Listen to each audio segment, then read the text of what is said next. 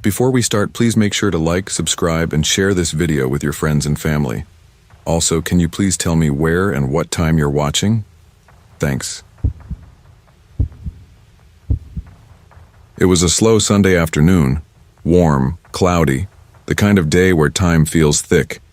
I'd just finished doing laundry and realized I was low on a few basics: glass cleaner, AA batteries, maybe some beef jerky or peanut butter crackers.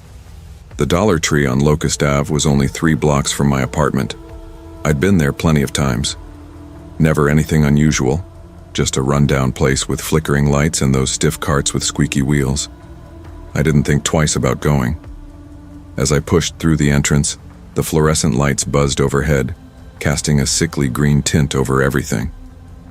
That place always smelled like cheap plastic and pine-scented disinfectant. Still, it was mostly empty, and I liked that. I didn't feel like bumping elbows with anyone.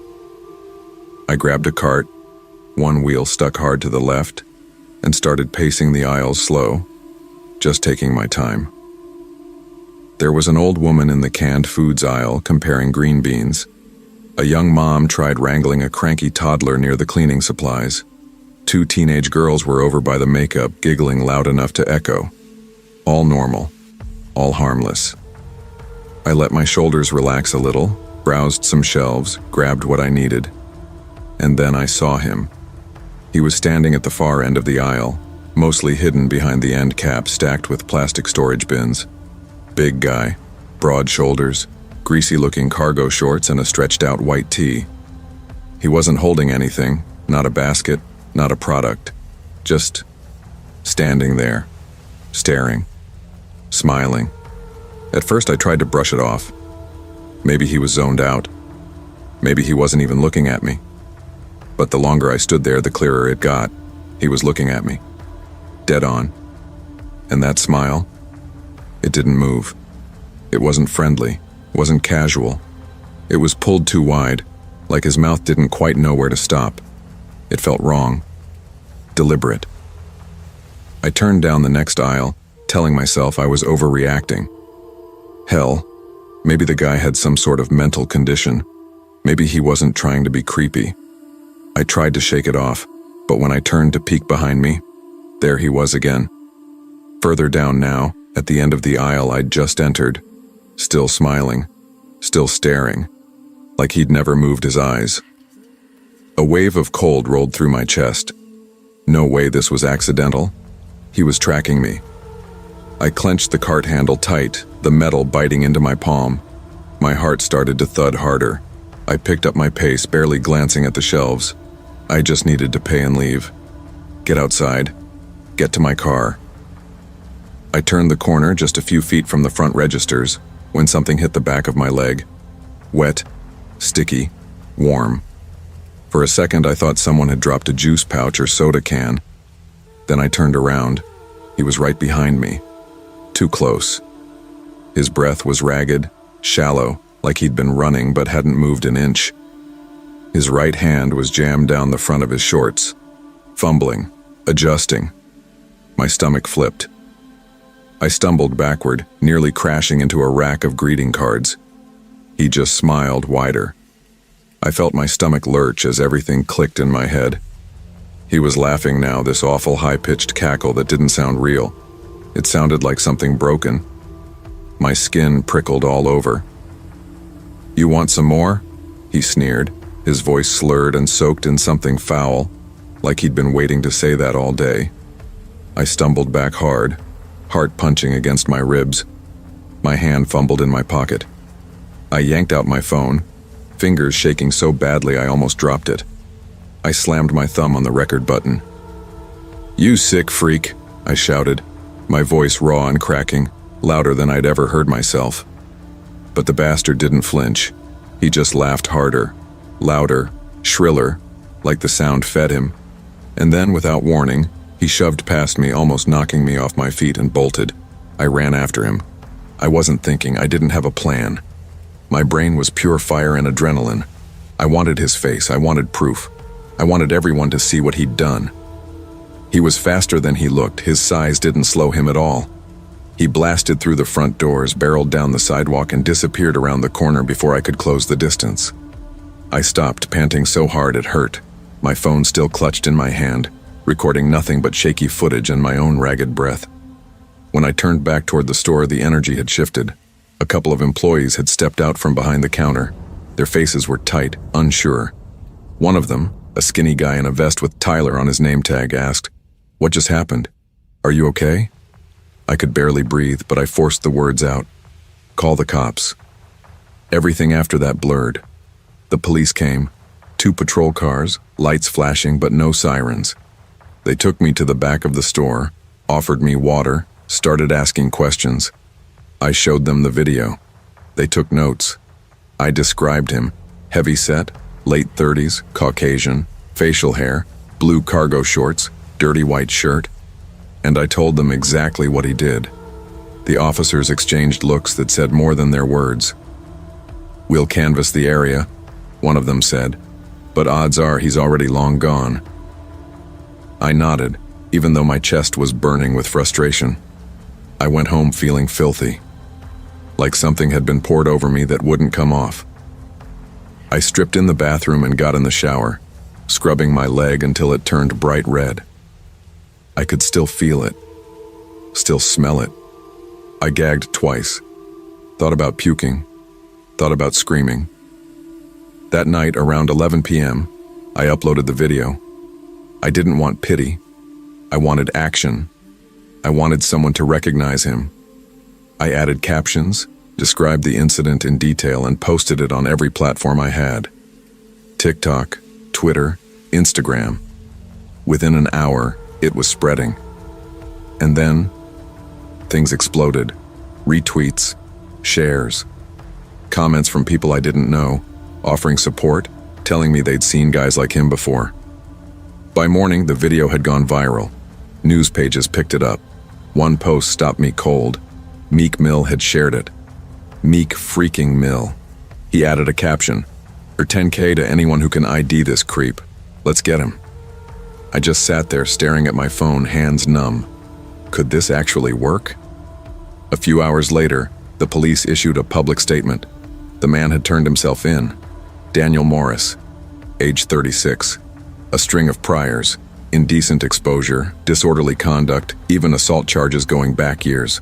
Somehow, he'd kept slipping through the cracks. He'd been out here, walking around free. Until now. I should have felt closure, relief, like maybe justice existed. But I didn't. His face wouldn't leave my mind. That too wide smile, that horrible laugh. Even after the news confirmed his arrest, I kept seeing him when I closed my eyes, kept looking over my shoulder every time I walked into a store. He'd been caught, but something about him lingered like smoke after a fire. The fear didn't leave, and deep down, I didn't know if it ever would.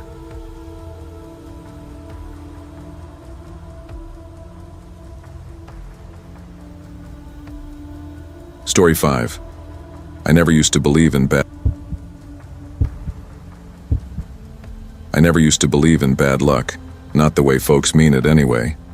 But if you'd caught me a few years back, scraping by as a single mom with 2 kids and barely a minute to breathe, I might be told you different. We were holed up in a cramped rental on the edge of town, a weather-worn little box that always smelled like old carpet and mildew after the rain. But it was ours. Sort of.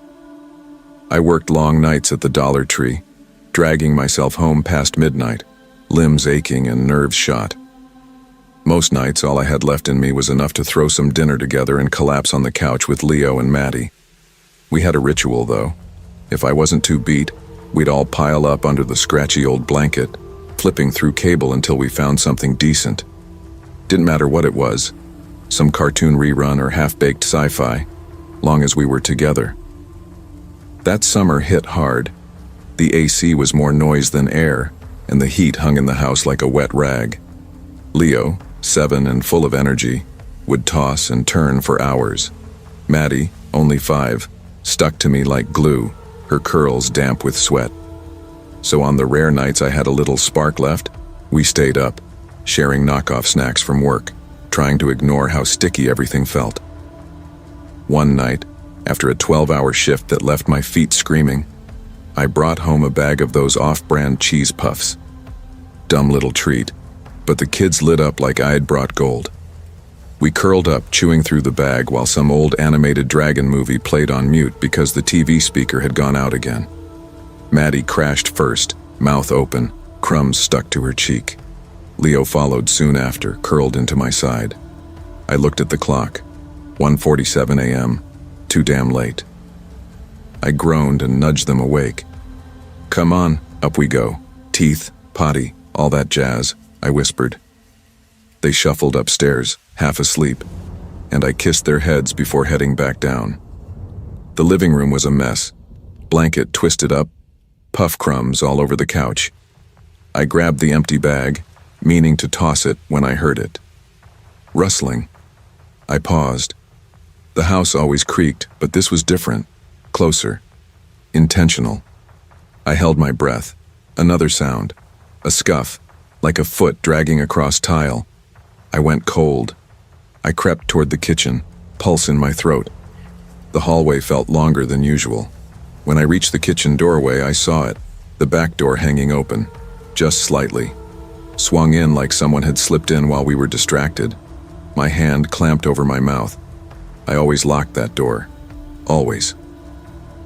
I moved slow, careful, and reached for the only thing I could find. A steak knife in the drying rack. Blunt, slightly bent, but it felt solid in my hand. I turned the corner. Every nerve in me pulled tight. And that's when I saw her. Crouched low on the linoleum just beyond the fridge's hum was a woman. Filthy, stringy hair stuck to her face. Her eyes caught the dim stove light just enough to gleam. One hand clutched the half-eaten bag of cheese puffs. The other was pressed against the floor, fingers twitching like she was playing an invisible piano. Her mouth stretched into a grin so wide it looked painful. Lips cracked, teeth orange. Then she giggled. A high, broken little sound. Like she'd just heard the best joke in the world. She looked up at me, eyes wide like a cornered animal, and giggled. That sound, it didn't belong in any sane place. I couldn't move, could barely breathe. She chewed another puff, slow, deliberate, like it was a delicacy. Then, through orange-streaked teeth and that grin carved too wide across her face, she whispered, "These taste just like regret." A cold shiver cracked down my spine like ice water. My grip tightened on the knife until my knuckles ached. "Who the hell are you?" I rasped, voice trembling but trying to hold steady. She tilted her head like a curious child. "You shouldn't leave your door unlocked." My stomach twisted. "I didn't," I said, more to myself than her. Her smile deepened. She sucked the powder off her fingers one by one, her eyes never blinking, never looking away. Then I guess I let myself in. Every instinct screamed at me to run, to scream, to do something. But I was rooted to the spot, held in place by the sheer wrongness of her. Then, like a switch flipping, she lunged. I staggered back, the blade between us just in time. She stopped inches from my face, breath hot and thick with the stench of spoiled milk and something rotting. "You smell like fear," she whispered, then laughed again, higher this time, almost musical. Something in me broke free. My legs finally responded and I ran, bare feet pounding the stairs, the old wood biting into my heels. Behind me, her footsteps slapped against the floor, faster than they had any right to be. "Don't run," she sang, voice echoing off the walls like it had nowhere to go. "I just want a friend." I burst into the kids' room, slammed the door shut, twisted the lock so hard I thought it would snap. Maddie jerked awake, already crying. Leo clung to my side, his little hands gripping my arm like a lifeline. "Shh," I whispered, barely able to hear myself over the thundering of my heart. "Stay quiet." Then came the sound, soft, sick, wet. I knew what it was before I turned to look. She was licking the door. I pressed my hand to my mouth, trying to hold in the scream climbing up my throat.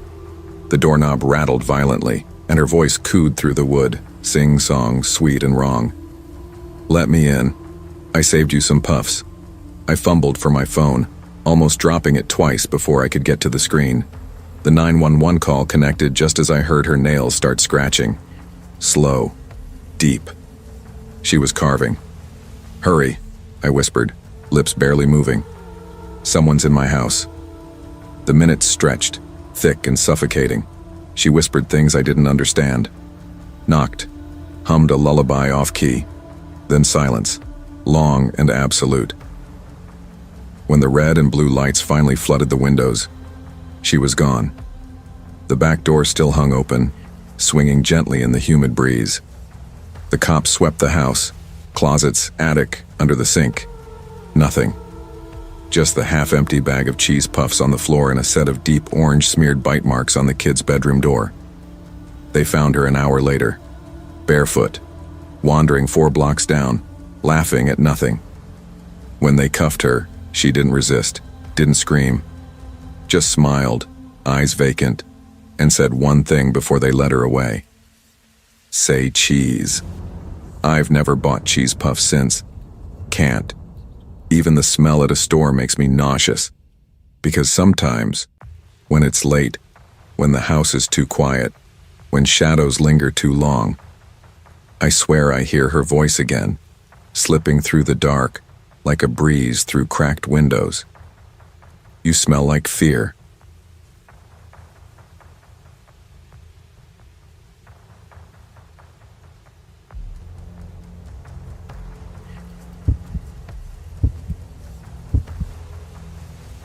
The week had dragged me through hell, back-to-back double shifts, overdue bills I couldn't even look at anymore, and barely 3 hours of sleep each night. But slowing down wasn't an option. Rent was past due, my 04 Corolla was making noises I couldn't afford to get checked, and the fridge had nothing but expired ketchup and a shriveled onion. So, like every goddamn night, I dragged myself to the Dollar Tree on the edge of town, clocked in at 9 p.m., and forced a smile at the dusty register before throwing on my green apron. 6 months I'd been here. The place was quiet. Too quiet sometimes. Nothing but old floor tiles, flickering lights, and that weird damp smell in the mop closet. The usual drama was mild. Some kid pocketing gum. A drunk guy pissing himself in aisle 3 once. Mostly, I worked alone, with the hum of the freezers and the soft buzz of the fluorescents keeping me company until close at 3:00 a.m. But that night, something was off. At first, I figured it was the exhaustion. I'd been running on fumes for days, my brain frayed like old wire. But the second I stepped inside, I noticed it. The air was heavier than usual, humid almost, like the way it gets before a tornado hits, and quiet. Not normal late-shift quiet either. I mean dead quiet. No beep from the register, no muffled laughter from the snack aisle, no squeaky cartwheels, just that low freezer drone and the flicker click of the ceiling light near the dollar candles. I forced the apron over my head, telling myself to shake it off. There were a few people in the store, nothing weird at first glance. Some lady with silver hair mumbling to herself while flipping through sympathy cards, 2 teens giggling by the chips, stuffing their hoodies with hot fries, and a tall guy in a windbreaker near the cleaning aisle, crouched low like he was reading labels too closely. I nodded at the old lady out of habit and headed to aisle 5 with a restock cart, trying to fall into routine. Crack open a box, line up the cans, straighten the shelf. But my mind kept drifting back to that weird tension in the air, the kind that made the hairs on your arms stand up for no reason. Then I heard it. Footsteps. Not quick, slow, measured. Each step deliberate, like whoever it was didn't care if they were heard. I paused. Maybe it was the man from cleaning supplies moving around. But when I glanced down the aisle behind me, nothing. No one. Just empty rows and fluorescent light bleeding shadows across the floor. I blinked. Okay. Just tired, I mumbled under my breath, though my fingers clenched a little tighter around the can of soup in my hand. But then I heard it again. Closer this time, just a few feet behind me. I spun fast, heart pounding against my ribs. No one. The aisle was still. No footsteps. No shoppers. Just discount detergent and those weird off-brand toilet papers staring back at me. I gritted my teeth and muttered, "Get a grip, Tasha." I'd worked too many graveyard shifts. Maybe the lack of sleep was playing tricks on me. I took a breath and kept stalking, trying to pretend the store didn't feel wrong. But the silence clung to me like a film. Too quiet. Too still. And that feeling at the back of my neck, that crawling, prickling dread like something was standing just out of sight, wouldn't go away. Then something shifted in the corner of my eye. A shopping cart, sitting at the end of the aisle, just sitting there like someone had let go of it mid-step. But I was sure it hadn't been there seconds ago. I would have noticed. The wheels were angled slightly sideways as if someone had pushed it and then stopped abruptly. A tight knot curled in my gut. I glanced around quickly. The old woman was still at the greeting cards, reading one aloud softly like she was rehearsing for a funeral. The teenagers were laughing near the freezer doors, still stuffing snacks into their hoodies. Everyone looked normal, oblivious, like they hadn't noticed anything strange. I swallowed, throat dry, and stepped past the cart. My pace quickened. Maybe some customer forgot it. Maybe I was reading too much into things. I tried to shake it off. Then I saw him. A man. Just standing there at the far end of aisle 9. Tall. Thin. Dark hoodie pulled low over his head, hands at his sides. At first I thought he was just another shopper. But something about him. It wasn't right. He wasn't moving. He wasn't looking at products. Wasn't picking up items. Wasn't even pretending to be interested in the shelves. He was just staring. At me. His face was mostly in shadow under the fluorescent lights, but I could see his eyes, wide, unblinking, locked onto mine like he'd been waiting for me to notice. He didn't twitch, didn't shift his weight, didn't blink, just watched. My chest tightened. My skin prickled like needles were being dragged across my arms. "Can I help you?" I called, trying to sound casual, even though my voice cracked slightly. Nothing. Not a blink. Not a nod. Just the same hollow stare. I took a step back. "Sir?" Still nothing. It was like he wasn't even hearing me, like he wasn't really there. That cold, crawling feeling surged up my spine. My fight-or-flight instincts kicked in, but my damn legs wouldn't move. I was rooted to the floor. My pulse roared in my ears like crashing waves. Then he took a step forward. One slow, deliberate step. I sucked in a breath so sharp it burned my throat. I couldn't look away. His eyes held me there like he was pulling something out of me. Something I didn't even know I had. The store lights flickered, humming louder like a nest of wasps buzzing overhead. Even the freezer drone seemed to shift, vibrating deep in my skull. Then he stopped. I spun and walked fast, almost running, every step shaky. I needed to get to the back room, somewhere with a phone, a lock, a door between us. Something to break whatever the hell this was. The footsteps followed, heavy, slow, steady. I didn't dare look back. I could feel him, close. I picked up speed, nearly tripping over my own feet as I reached the end of the aisle and turned toward the stockroom. My breath came short and fast, the air feeling thin and sharp in my lungs. I grabbed for the break room door handle. It didn't move. Locked. No, come on!" I hissed, yanking at it. I turned, and he was there, right in front of me, too close, closer than he had any right to be. His face, no longer just shadows, was pale, too pale, eyes wide and empty, too glassy to feel alive.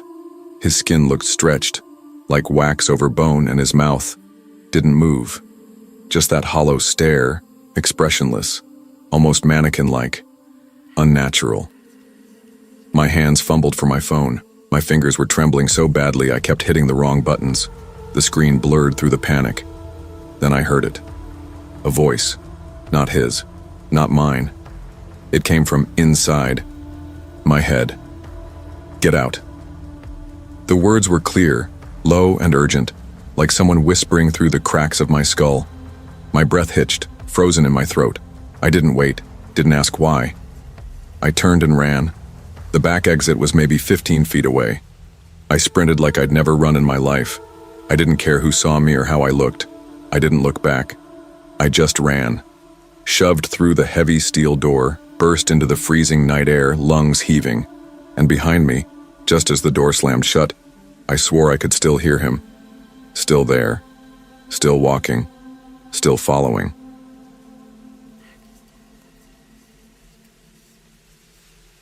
Story 7. I still remember the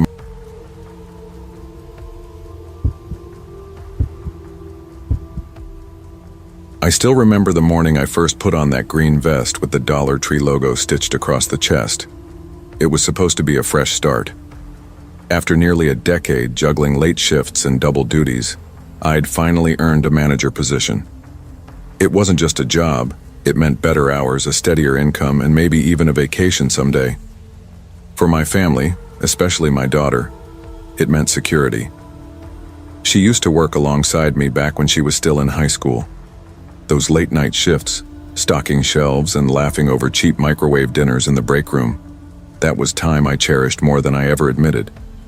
But she moved out last year, got a place of her own, and transferred to a Dollar Tree closer to her apartment. I was proud of her. Missed her like hell, but proud. Most of my team was solid. Young kids, single moms, a couple retirees who just liked to keep busy. They showed up, did the work, cracked a joke or two. But then there was Thomas. He'd already been at the store before my promotion, so I inherited him. Lucky me. From day one, something about him rubbed me wrong. Not just his attitude, though that was a train wreck all its own, but the way he watched people, like he was always waiting for them to slip up. Thomas had a rep, always late, sometimes no shows. He'd leave the safe unlocked, lose the key to the stockroom, yell at customers, mutter under his breath at coworkers. I lost count of the write-ups.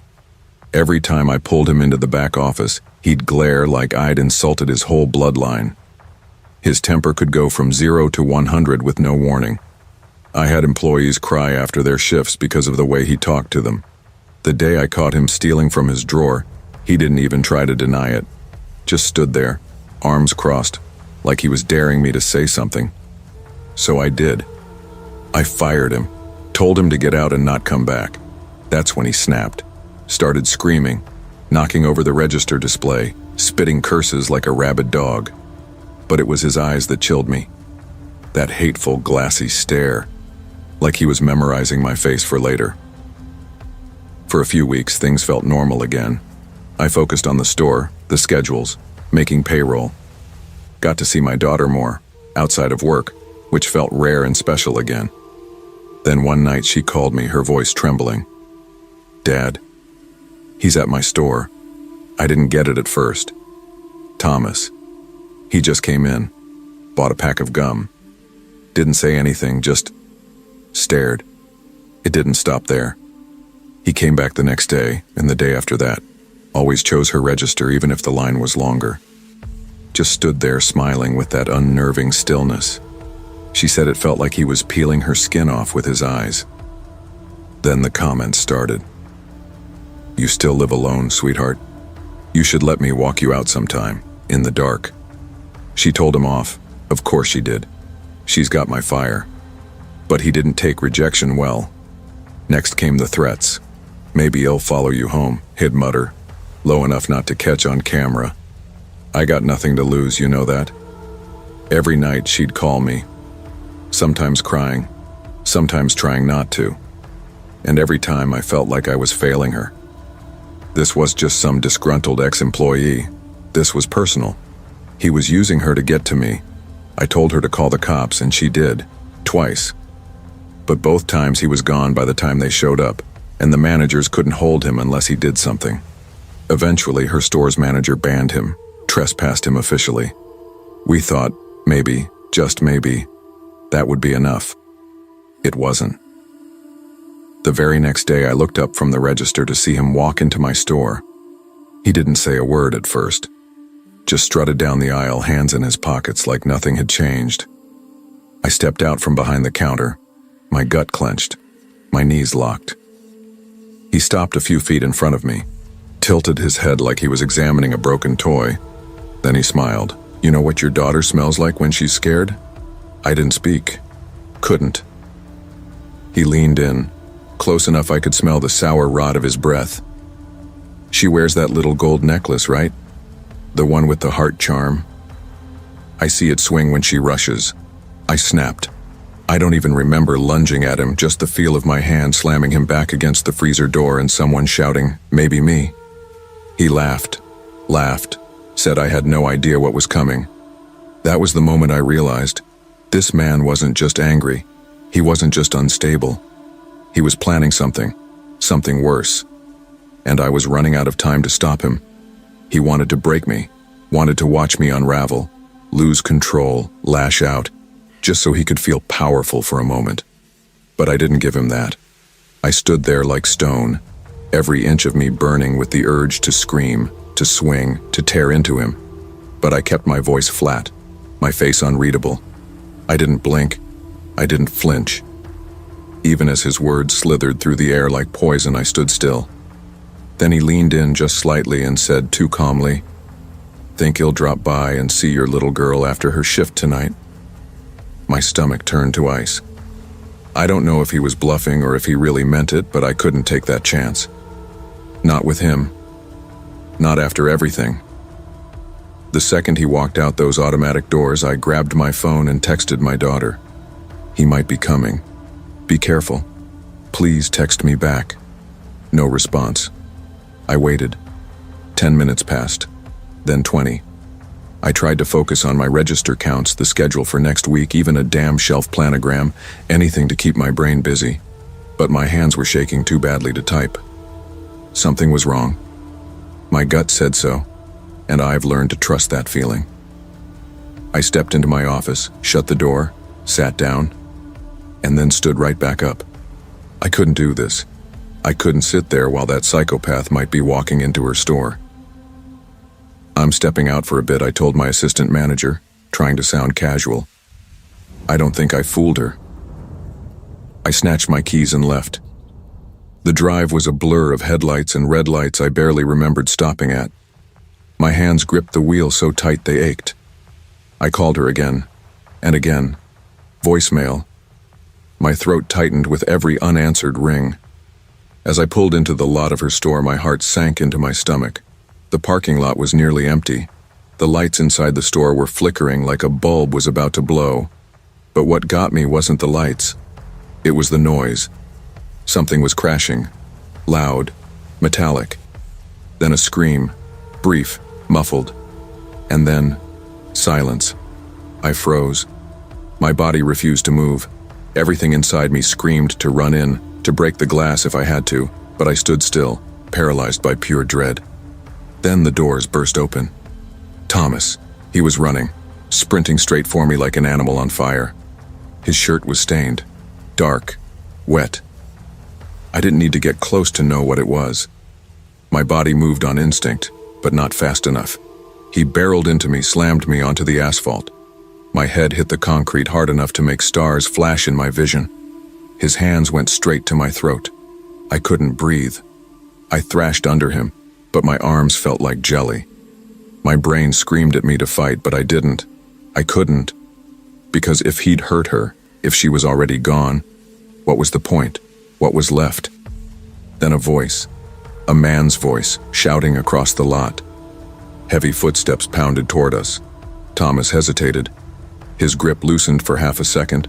Then he let go and scrambled up just as a man from another store, a delivery guy maybe, tackled him sideways. But Thomas wriggled free and ran, disappearing into the night like a damn rat.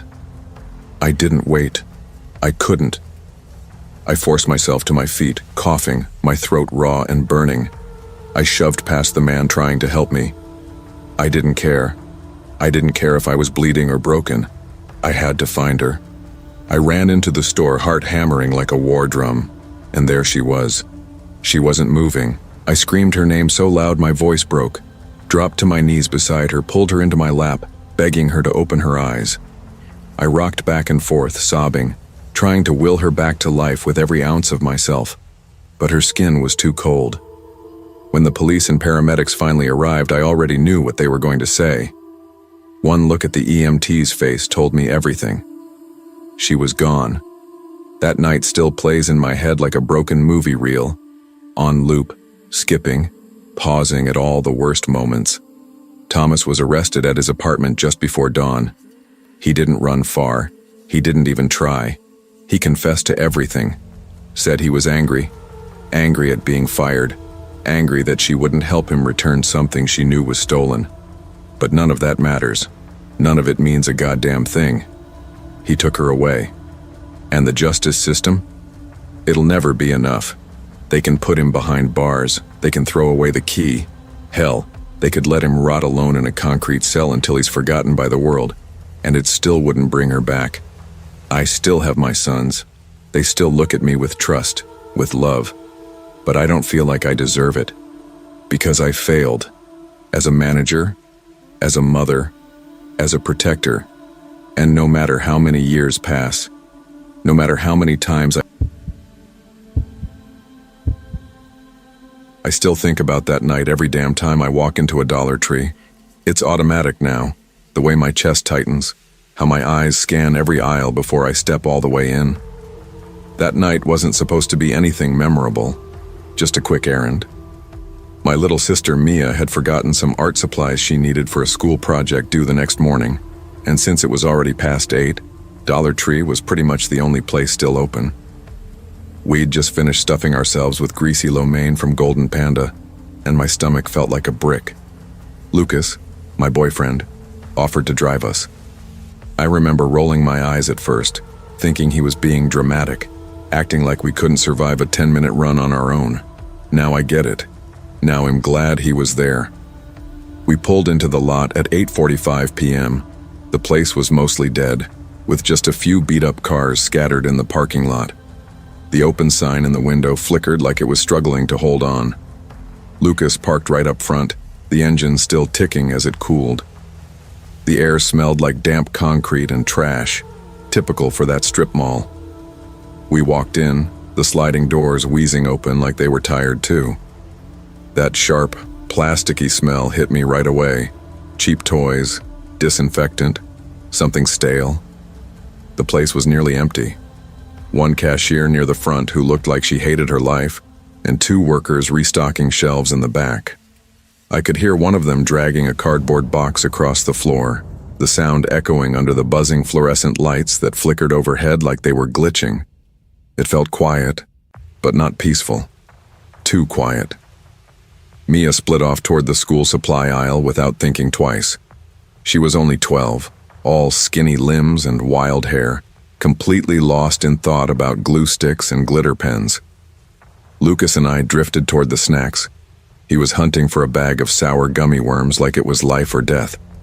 I stayed by his side, half browsing, half scrolling my phone, until I noticed him. Big guy, probably late 40s. He wore this washed-out blue hoodie, the kind that's seen too many laundromats and not enough detergent. Sweatpants sagged off his hips, and the hood was pulled up too far over his face. But I could feel his gaze like static on my skin. He was by the refrigerated drinks, not really looking at anything, not moving either, just standing. Hands buried in his hoodie pocket, posture slack like he belonged to the shadows. At first I thought maybe he was just out of it. Maybe he was drunk or high or just one of those guys who wanders. But then I realized he wasn't looking at me. He wasn't zoning out. He was watching Mia. I felt something cold twist low in my stomach. My gut said something wasn't right, but I didn't want to cause a scene over a hunch. Still, I watched. Mia moved down the aisle, picking through colored pencils. The man shifted too, 2 aisles over, then 1 aisle behind. Never close, never direct, but always facing her, always there. I leaned into Lucas and whispered, "That guy near the coolers? I think he's following Mia." Lucas didn't say anything at first. He glanced up, eyes narrowing, his jaw clenched like it always did when he was pissed but trying to stay calm. Then I saw his whole posture change, like a switch flipped. He wasn't the joking, easygoing guy I knew anymore. He was ready, protective, focused. Stay with her, he said, his voice low, steady. "I'll watch him. If he makes a move, I got him." I nodded, my mouth dry.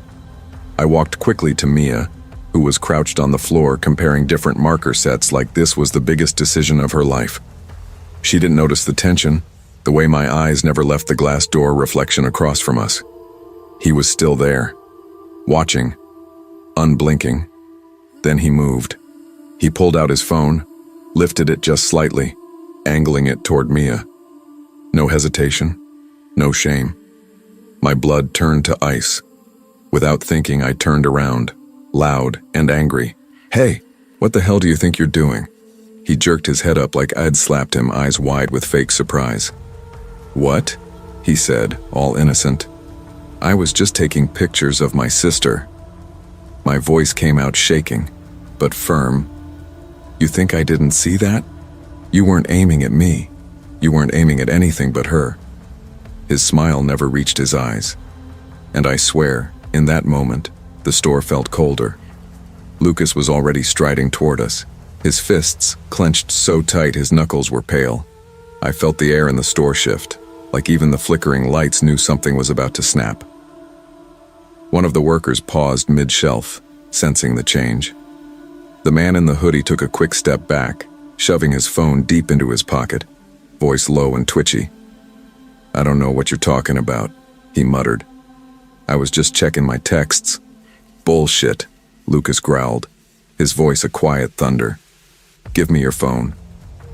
The man blinked, then squared up, just barely. "I don't have to do that," he said, voice unsteady but trying to sound brave. Lucas didn't respond right away. He stepped closer instead. The man, for all his size, instinctively backed up, his shoulders curling like a kicked dog. "Either you show us your phone," Lucas said evenly, "or I make you. And trust me, you don't want that." The store had fallen silent. No music, no footsteps. Even the buzzing lights seemed to hush. At the register, the teenage cashier had her phone out, camera pointed at us, likely recording, probably scared but smart enough to get evidence. Still, no one moved. The man hesitated. I saw something flicker in his eyes. Guilt, fear, calculation. Finally, with a shaky hand, he pulled his phone from his hoodie pocket and handed it to Lucas. Lucas' thumb moved across the screen, slow at first. Then he froze. His whole face darkened. He turned the screen to me. My stomach dropped. There were pictures, not just one, dozens. Mia, crouched in front of the markers. Mia reaching for glue sticks. Mia in line. Some were close up, as if he'd zoomed in too far. Some were crooked or blurry, like he'd taken them in a rush, but they were all clearly from tonight. "You sick freak," I spat, my voice cracking from the heat in my chest. My hands trembled with rage. "Delete them. Now." "No," the man said, defiant again, though he couldn't meet our eyes. "They're mine." Lucas didn't even pause. He grabbed the front of the man's hoodie with both fists and slammed him back into the metal shelf behind him. The clang of falling cans echoed across the store as the shelf shook. The man let out a breathless wheeze, legs flailing to stay upright. "Delete them." Lucas's voice was low, controlled, terrifying. The man fumbled with the phone. His hands were shaking so bad it nearly slipped from his fingers. One by one under our watch, he tapped and deleted each image. The silence felt like it was pressing down on us. But it wasn't enough. "The trash folder," I said sharply. "Empty it." He hesitated. Again. Lucas didn't even need to say anything this time. He just yanked the hoodie tighter around the man's neck. The man whimpered, mouth open, breath stuttering. Then he finally moved, tapping through to the recently deleted folder and clearing it, every last image gone. Lucas let go, pushing him back with disgust. The man stumbled, clutching his chest, and scrambled away like a rat escaping a trap. He made it to the exit in a clumsy sprint, but before the doors whooshed open, he turned, just for a second, and he smiled. It wasn't a scared smile or a sorry one. It was slow and knowing, like he'd played this game before and would again. A cold chill shot down my spine, then he vanished into the dark outside. I wanted to call the cops, I wanted to run after him, but deep down, something told me it wouldn't matter. He was gone, like smoke, like something that slips through cracks when you're not looking. The ride home was dead quiet. Mia sat in the back seat clutching her little art bag, eyes wide, not fully grasping what had nearly happened. Lucas stared straight ahead, hands gripping the wheel so tight his fingers trembled. His jaw was clenched and I could hear his breathing, slow, forced, furious. As for me, I sat frozen, mind racing, trying to process the horror we'd just lived through. I never went back to that Dollar Tree. Couldn't. I still see that smile sometimes when I close my eyes. And the worst part? I know the guy's done it before. I know hell do it again. And somewhere, someone else's little sister won't be so lucky.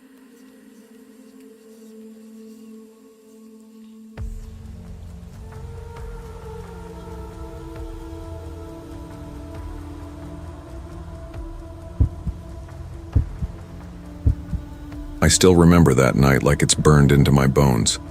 It was late 2015, and I had just dragged myself out of Chicago after everything crumbled.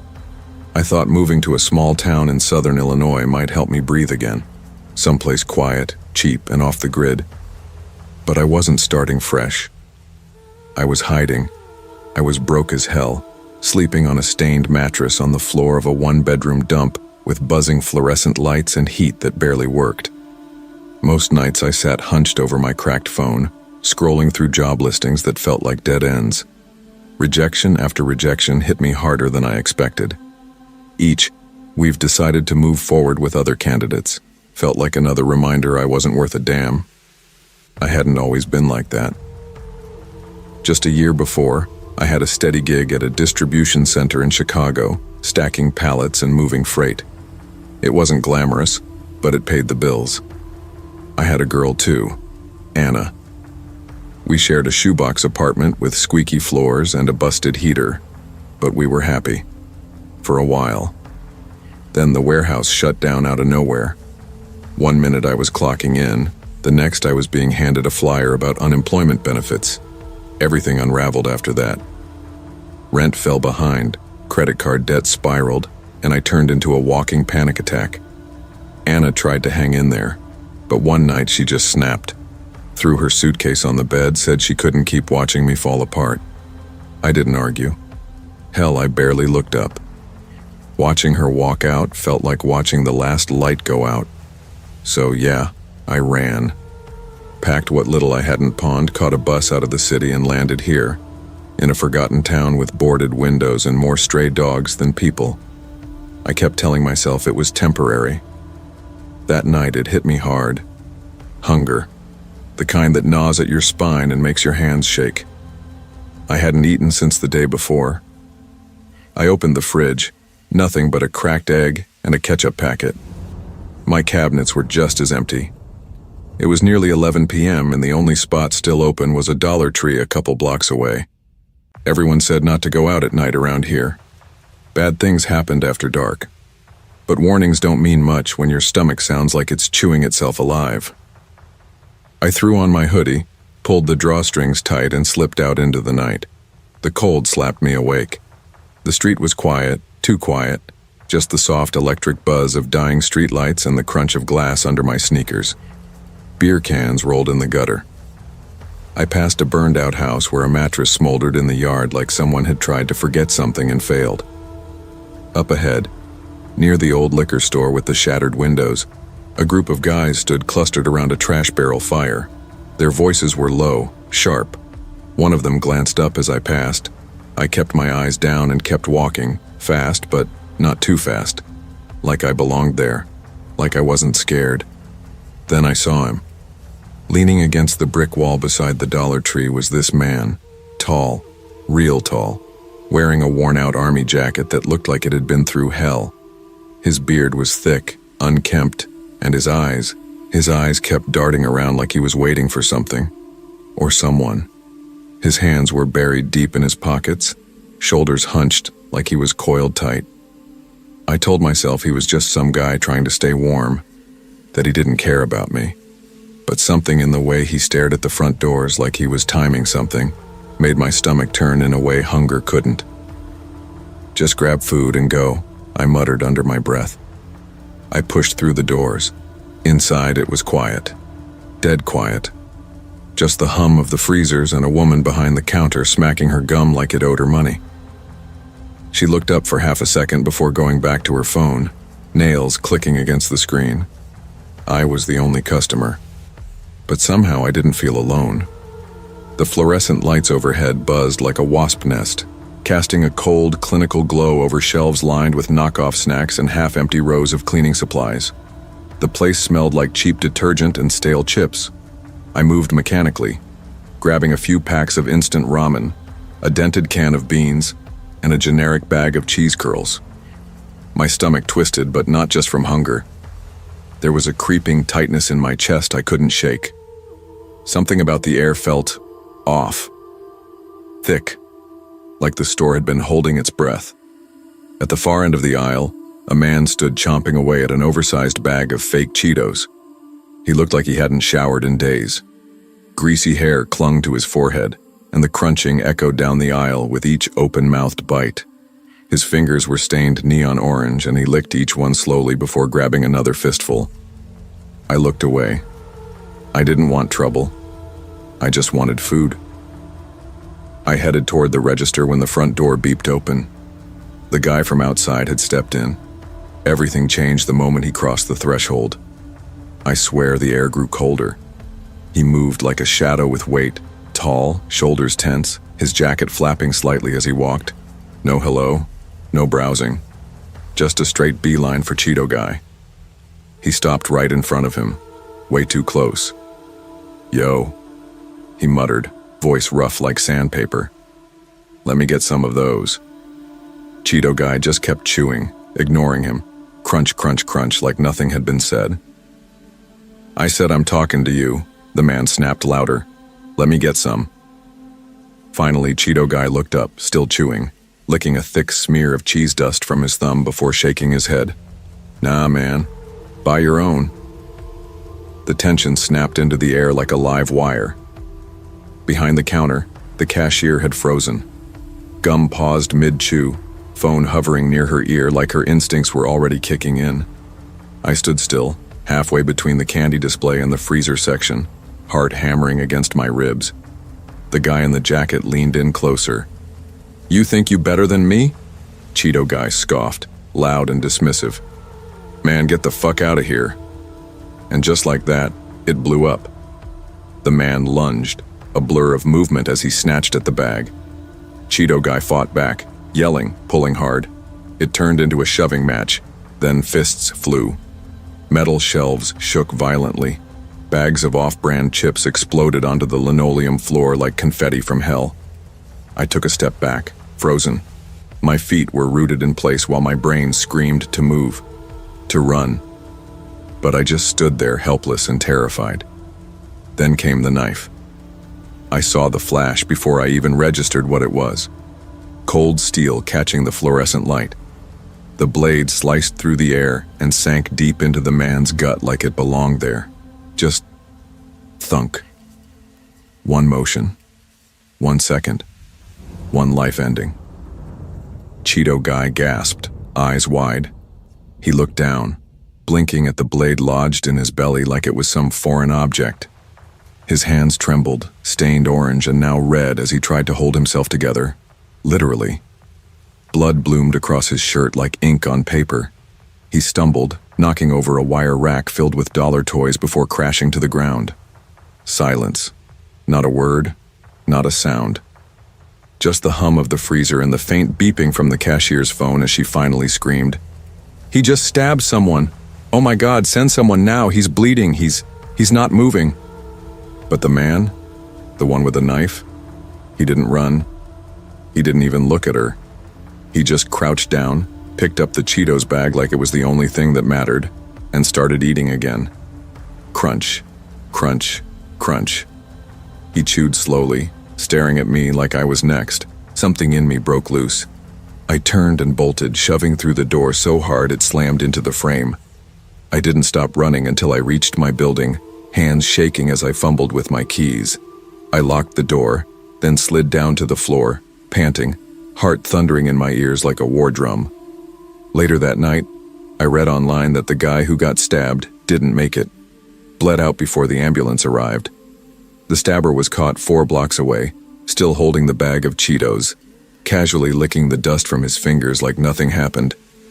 25 years. No chance of parole. To this day, I can't walk past a Dollar Tree without that memory clawing back. The blood, the screaming, the look in that man's eyes like he wasn't eating for hunger, like he was feeding on something else, something colder, something already inside him.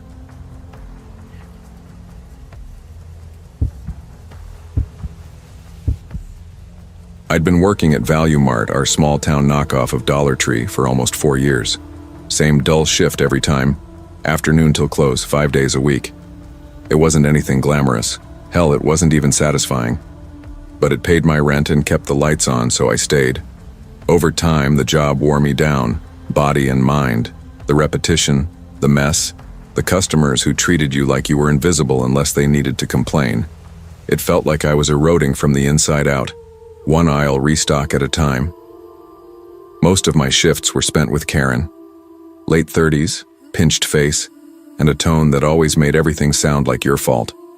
Not a full-on Karen just yet, but give her a few more years and a couple more cats and she'd have the haircut and the Yelp reviews to match. We didn't talk much beyond the necessary, just enough to keep things running. Toleration, not friendship. Greg, our manager, was useless.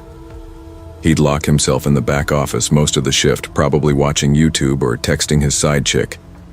If he wasn't there, which happened more often than not, it was just me and Karen keeping the place stitched together with cheap duct tape and passive-aggressive glares. That Sunday night started just like any other. Greg had ducked out 2 hours before closing, probably halfway through a 6-pack by now. Karen was up front ringing out the last stragglers, and I was halfway through sweeping the aisles, zoning out to the hum of flickering fluorescent lights and the sharp tang of Pine Sol in the air.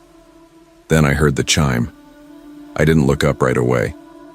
We always got those last-minute weirdos who came in even after we announced over the intercom that we were closing soon. But as I pushed the broom into the next aisle, I caught sight of the door, and that's when I saw him. A man just standing there, not browsing, not walking in, just still. He was tall, unnaturally thin, with clothes that hung off him like they were soaked and dried stiff. At first I thought it was dirt on him, until I looked closer. It was a rusty reddish color smeared across his sleeves and down his pants. Blood. Old and dried. My stomach twisted, but it was the machete that paralyzed me. Not a toy, not a replica. A real goddamn blade, long and jagged, hanging loose in his right hand like it weighed nothing. His face was expressionless, skin stretched too tight across high cheekbones. But his eyes, Jesus, they were wide, glassy, and locked right on me. I felt like I'd just walked into a nightmare I didn't remember falling asleep to. Karen was gone from the register. She must have slipped into the break room or headed to the bathroom, which meant I was the only person standing between this man and whatever the hell he came here to do. We were maybe 50 feet apart, just open floor space between us. No end caps, no carts, nothing to duck behind. I wanted to move, to run, to scream, but I couldn't. I just stood there like a deer on a frozen highway waiting for the impact. Then he lunged. No build-up, no warning. He just sprinted at me like something snapped inside him. I dropped the broom and ran, heart hammering against my ribs like it was trying to punch its way out.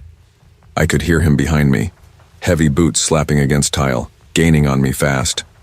I dove for the office door just as he reached the hallway. I slammed it shut with every ounce of panic I had and threw my shoulder against it, scrambling for the lock in the dark. Click.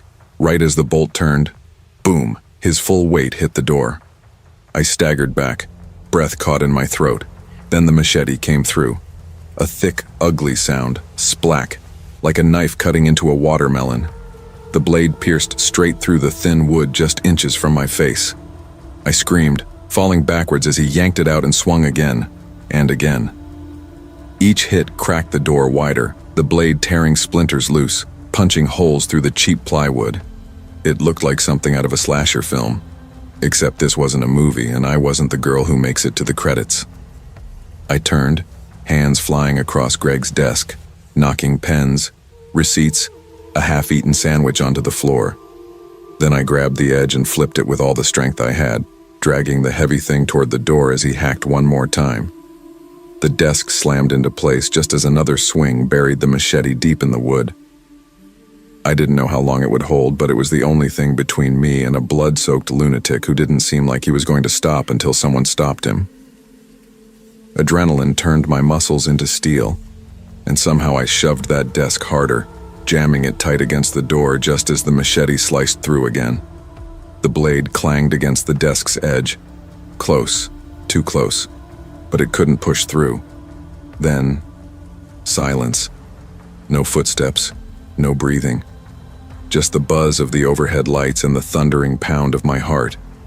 I was gasping, every breath jagged and too loud. My hands shook violently as I fumbled for my phone in my back pocket. I could barely unlock the screen, fingers slick with sweat and clumsy with panic. I finally hit the call button. 911, what's your emergency? Please. My voice came out thin, a broken whisper. There's a man. He's trying to kill me. He has a machete. Please. The dispatcher was saying something, asking for my name, my location.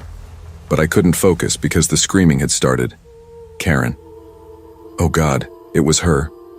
My breath caught in my throat. She was out there. He'd found her. My body froze. I pressed my hand hard over my mouth to keep from sobbing out loud. Every part of me screamed to move to help her, but what could I do? I had nothing. No weapon. No way to stop him. If I opened that door, I was dead too. Her screams. They were sharp and wild, full of terror and pain. Then they turned into this gurgling, awful wail. And then, nothing. Silence again. But this silence was worse. It wrapped around me like wet wool, heavy, suffocating. I didn't know if she was alive, if he was still there, if he was coming back. I crouched low in the dark corner of the office, clutching my phone like it was the only thing tethering me to life. The line was still open. I could hear the dispatcher's voice, but it was distant now, like it was coming through water. Time broke. Minutes stretched like hours. I didn't breathe, didn't move, didn't think, just listened. Then finally, sirens, distant at first, then closer. Flashing lights leaked through the cracks in the door. A pounding, this time not him, but fists, urgent, strong. Police, open up! I shoved the desk aside and unbolted the door, stumbling into the hallway as uniformed officers caught me.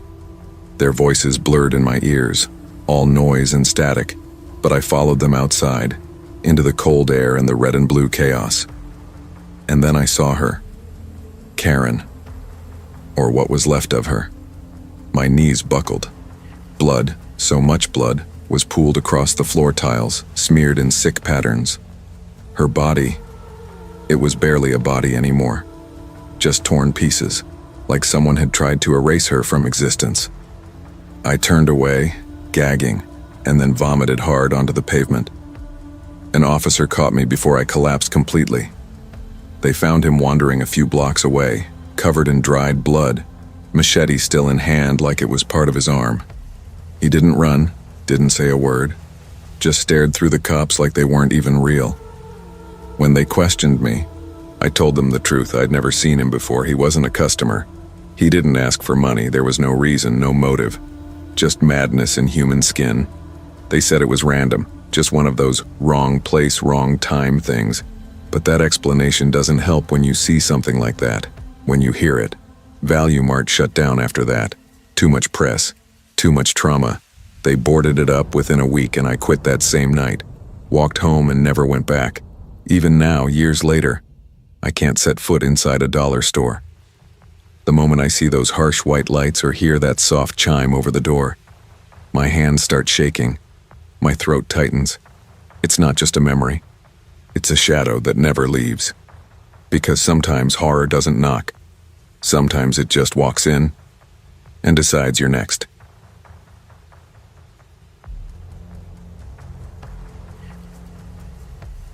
Story 3. I never used to buy into ghost stories or any of that supernatural bull people. I never used to buy into ghost stories or any of that supernatural bull people like to whisper about after a few drinks. Thought it was just folks trying to entertain themselves with the unknown. But ask me now, after everything, I can't even walk past a damn Dollar Tree without my heart skipping a beat. Name's Jake. I'm from Willow Creek, Pennsylvania, and I used to work the night shift at the Dollar Tree off Main and Crescent. Quiet job, paid crap, but it was steady. Ran that graveyard shift for almost a year. Thought I'd seen it all. Turns out I hadn't seen a damn thing. It all started one of those bone-deep cold November nights. You know the kind. Wet air, fog curling under street lamps, and every joint in your body begging for heat. I clocked in at 10 p.m. sharp. Parking lot was mostly empty. Just 2 rusted-out sedans idling under a flickering light. One of them probably belonged to Melissa. She was already inside at the register chewing her gum like it owed her money and glued to her phone screen like always.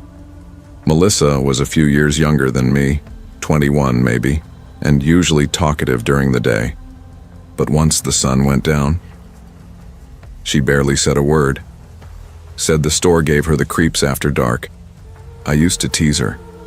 What scared the Dollar Trees haunted, Mel? She'd just roll her eyes and mutter, "Place got bad vibes, Jake." I figured she was just bored, or superstitious, but maybe she sensed something I didn't. Then there was Mr. Grayson, store manager. Late 50s, face like a dropped pie, deep bags under his eyes, always unshaven, always grumpy. Word was his wife left him a few years back, and ever since the guy had been sleeping in his office more than at home. He handed me my usual task list: restock aisle 4, clean up the candy aisle, check inventory in the back. Didn't say much. Just a grunt and a nod, then vanished into his office like a ghost himself. Around midnight I was down in the cleaning aisle, stacking mop heads and organizing those dollar spray bottles. Everything was fine, quiet except for the low buzz of the lights overhead and the creaking HVAC kicking on and off like it couldn't make up its damn mind. Then I turned, and there it was, one of the mop boxes sitting dead center in the aisle. I froze. I knew it wasn't there a second ago. I'd just cleared that spot. My stomach tightened up. "Melissa," I called out, "you messing with the mop heads again?" Her voice floated back from the front, a little annoyed. Why the hell would I do that? She had a point. I shoved the box back on the shelf, but I couldn't shake the feeling that something was off. Like the air itself had gone heavier. More still. Like I wasn't alone. By midnight, I realized I hadn't seen Grayson in a while. Usually you could catch a glimpse of him peeking through the little office window or pretending to do inventory just to kill time. But the office door was shut. Locked. Lights off. That was weird. "You seen Grayson?" I asked Melissa as I wandered up front. She didn't even glance up. "Not since he gave you the list. Maybe he went out back for a smoke, or just didn't want to deal with our asses tonight." I tried to brush it off, tried to act normal, but then at exactly 1:05 a.m., Melissa's voice cut sharp through the stillness. "Jake, did you hear that?" I turned fast. "Hear what?" She came around the corner, eyes wide and skin pale like she'd seen a ghost. Something fell in the back, loud. We both looked toward the stockroom. The door was cracked open, just a sliver of dim light spilling into the empty aisles. That door was supposed to stay locked. Company policy. "Stay here," I said instinctively. "Hell no," she shot back, sticking close as we crept toward the door like a pair of kids about to get in trouble. The stockroom looked normal. Kind of. Shelves were full. A few boxes stacked in the corners. But then I saw it. Grayson's clipboard lying face down near the far wall. A page had been torn out, the edge jagged like it had been yanked in a hurry. I picked it up. "Grayson?" I called. Nothing. Melissa was breathing fast beside me. "Let's check the cameras." The back monitor was ancient, grainy black and white footage, barely usable. But I pulled up the feed anyway and rewound to when I'd last seen him. There he was, Grayson walking into aisle 4, clipboard in hand. He stopped, looked down, and then static, just for a second. When the image cleared, he was gone. Melissa gripped my arm hard. "Jake, what the hell, where is he?" I don't know. A loud bang made us both jump. Came from behind us in the stockroom again. "Fuck this," she whispered. We rushed back in. One of the big metal shelves near the back had tipped. Boxes spilled out like something or someone had slammed into it. But that wasn't the part that chilled me. Behind the fallen shelf, half hidden in the shadows, was a door. A door that had never been there before. "What the fuck?" Melissa breathed, her voice barely more than a whisper. The door looked ancient. Thick metal, edges corroded with rust. There was no handle, just a narrow keyhole crusted over like it hadn't been touched in decades. But the air around it was freezing. Not just cold. It felt wrong, like it was pulled from the deepest part of winter and soaked in something dead. I swallowed hard. Grayson. He must have gone down there. Melissa whipped her head toward me, eyes wide. "Are you serious right now? You think that guy opened up this creepy-ass basement like it was nothing? Jake, we don't even know what's behind it." Before I could say another word, we heard it. A whisper. Barely a breath. "Help me." Melissa froze, her eyes locked with mine. "No. We're calling the damn cops." For once, I didn't argue. We ran back up front and made the call. About 15 minutes later, 2 officers pulled up, Daniels and Rodriguez.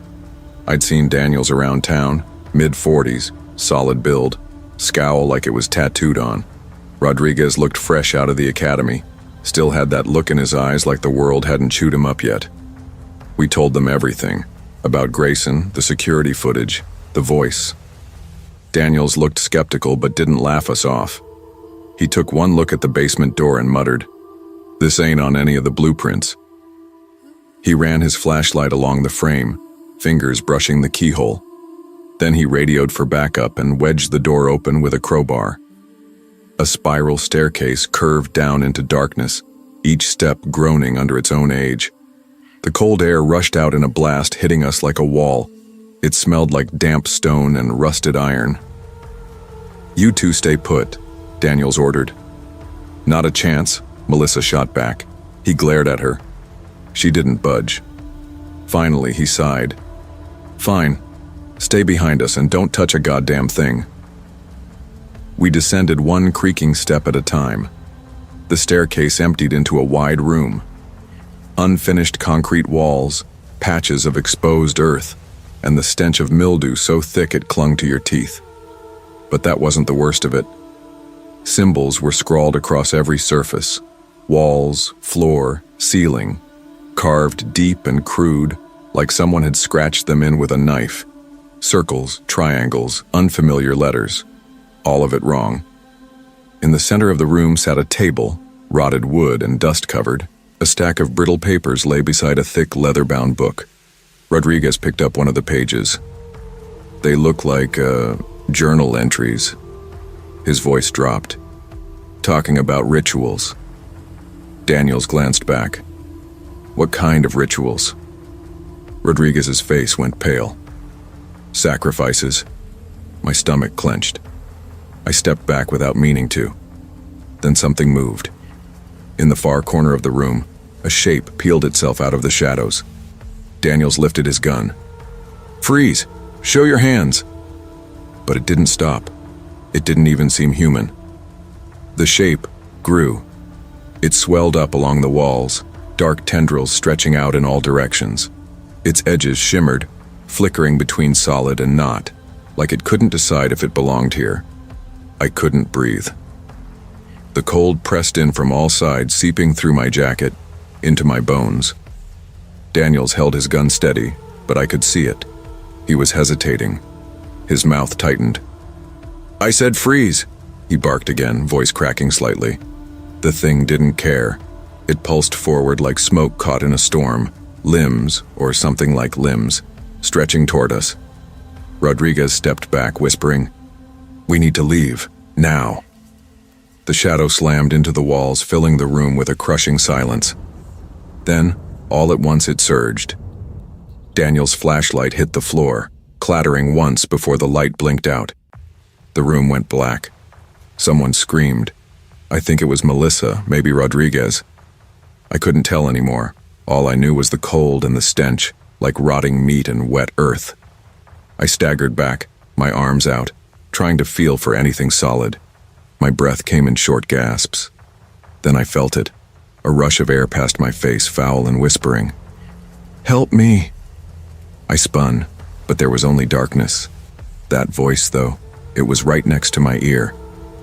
"Help me! Jake, we need to go!" Melissa's voice cut through the dark. She was shouting, desperate. I didn't need to be told twice. I reached for her hand, grabbed it, and we ran. I didn't look back. I didn't want to. But I heard it. Footsteps. Slow, dragging steps following us up the stairs. Every time I turned my head, nothing. Just shadow. We burst through the door, gasping for air as the night hit us, sharp, real, and freezing. The metal door slammed shut behind us with a deafening clang. For a second, I just stood there, breathing like I'd just outrun death. But Melissa wasn't looking at me. She was staring at the ground, eyes huge, face white. "Jake," she whispered. "Look." I followed her gaze. In the dirt outside the door, leading straight toward us. Fresh footprints. Small. Childlike. And they were still wet.